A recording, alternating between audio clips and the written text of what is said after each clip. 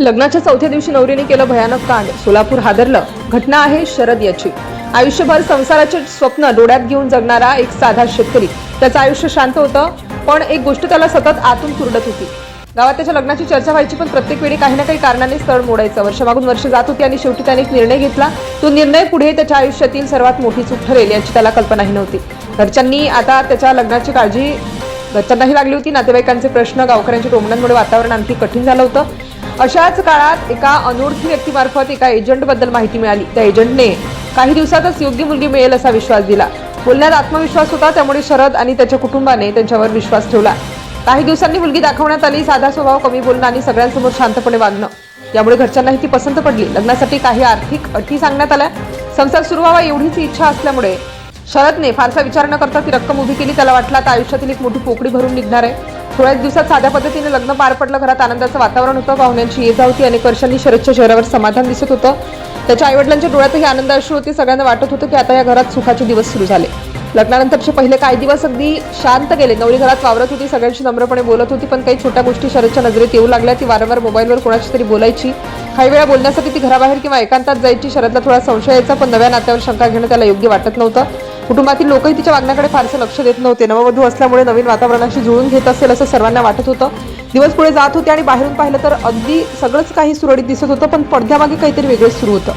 चौथा दिवस उजाडला. पहाटेची वेळ होती. घरातील सगळे अजून झोपेत होते. वातावरण शांत होतं. अचानक शरदला काहीतरी हालचाल जाणवली.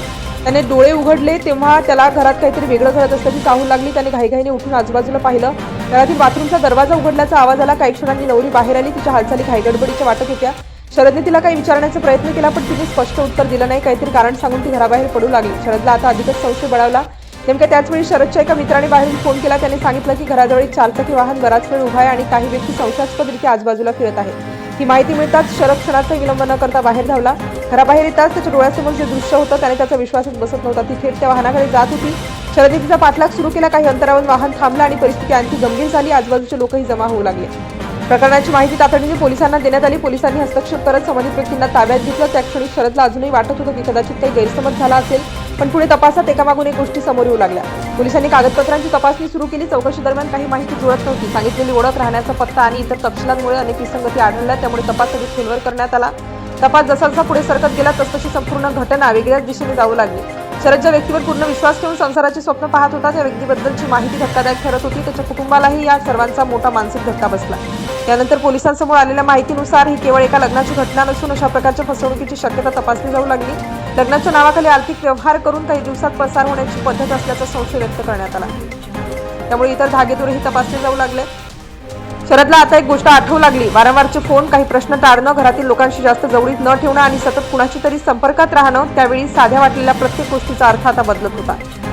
ज्या स्वप्नांसाठी त्याने आयुष्यभर वाट पाहिली ती काही दिवसातच तुटली होती. आर्थिक नुकसान तर झालंच होतं, पण त्यापेक्षा मोठा धक्का म्हणजे विश्वास तुटला होता. त्याला स्वतःवरही राग येत होता की इतक्या सहजपणे आपण विश्वास कसा ठेवला. पोलीस तपासात पुढे समोर आलेल्या माहितीनुसार संबंधित महिलेबाबत आधीपासूनच काही महत्त्वाची माहिती लपवण्यात आली होती. तिच्या वैवाहिक स्थितीबाबत सांगितलेली माहिती आणि प्रत्यक्ष परिस्थिती यामध्ये मोठा फरक असल्याचं उघड झालं. यामुळे संपूर्ण प्रकरणाचं स्वरूप अधिक गंभीर बनलं.